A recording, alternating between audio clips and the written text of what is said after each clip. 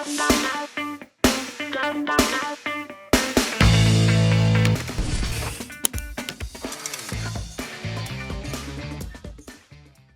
ายดีทุกคนมื้อนี้ก็มาพบกับกุ้งคือเก่าเนาะแต่สิ่งที่บ่คือเก่าก็คือมื้อนี้กุ้งจะบ่ได้พาทุกคนไปเที่ยวแล้วเพราะว่ามื้อนี้เฮามากับรายการใหม่นั่นก็คือ Honda พากินและมื้อนี้เนาะเฮาจะพาทุกคนไปกินอีหยังที่มันแซ่บๆเด็ดๆเนาะทานที่กำลังเป็นกระแสในตอนนี้เนาะเดี๋ยวเฮาจะไปรับเซลไปกินข้าวน้ำกันเนาะเพื่อเป็นการแนะนำในการขับรถในครั้งนี้เนาะเดี๋ยวเฮาไปรับเซลกันเลย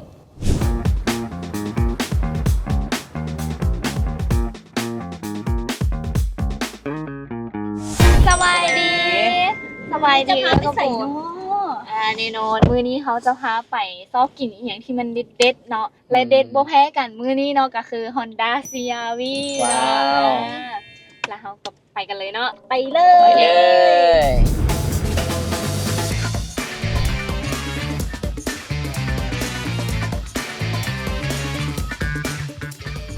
เป็นอะไรกุ้งความรู้สึกขับรถ CR-V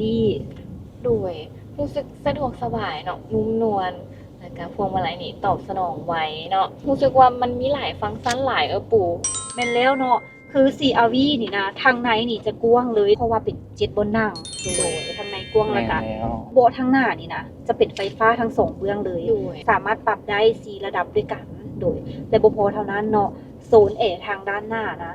จะกว้างแบบนี้เลยรู้สึกเย็นสบายและอีกอย่างหนึงก็คือมีแอร์หลังพร้อม แต่นอกนั้นก็ยังมีระบบเครื่องเสียงที่เขาสามารถเชื่อมต่อโทรศัพท์ได้อีก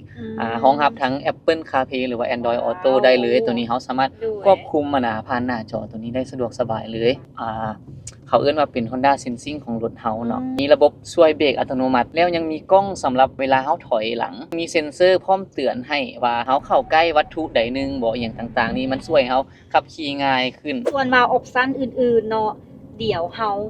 จะมาเว้าสู่ฟังน้ำหลังเนาะเดี๋ยวไปกินซอกยังกินกันก่ โอ อน เคเดี๋ยวไปซอกห้างกินข้าว เพราะว่า ส หิว บาย แฮ พอดี หิว โด เลย ตอนนี้ฮอตซอกกินข้าวเนาะโอเคไปกันเลย ไปเลย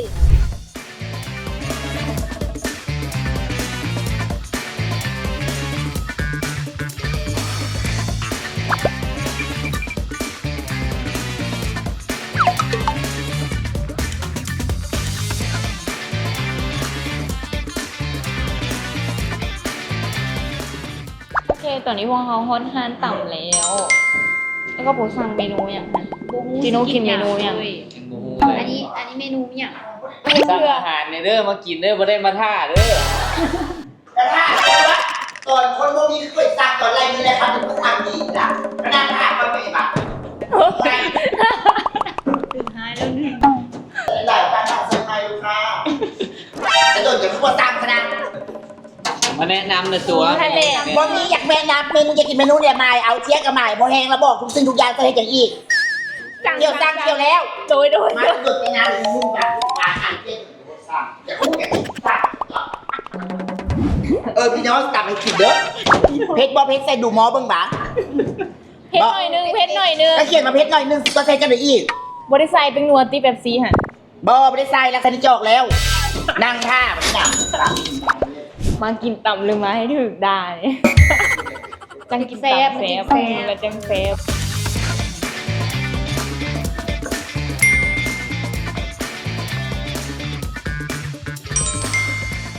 มาแล้วบ่คือด่นแท้ กระโดดละคลายเครื่องละนี่ก็ได้เยื่อนะทิ่มลงไม่บอกลงพัดกันมันลงพัดเป็นผิว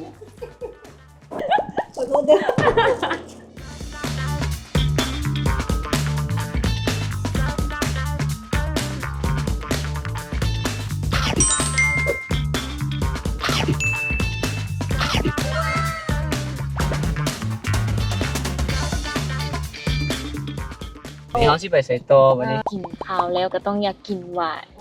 เนาะเฮาไปซอกห้านน้ำปันกินปะ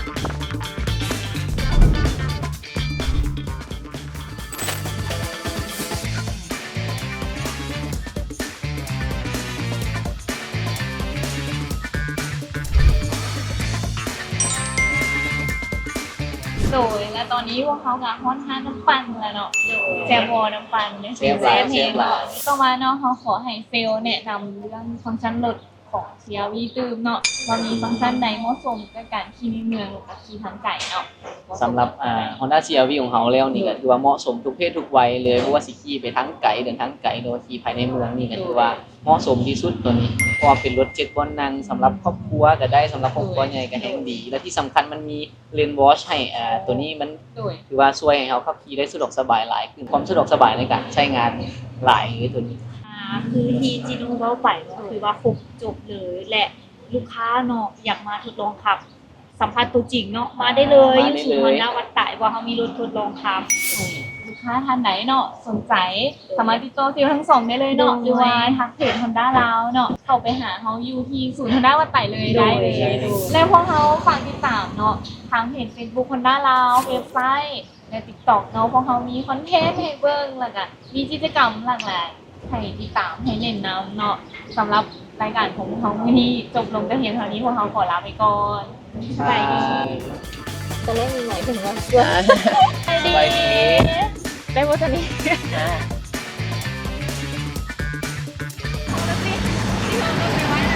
เพลงตั้งหน่วยละโตนี่เป็นอะไรจีโน่ จะเซฟไง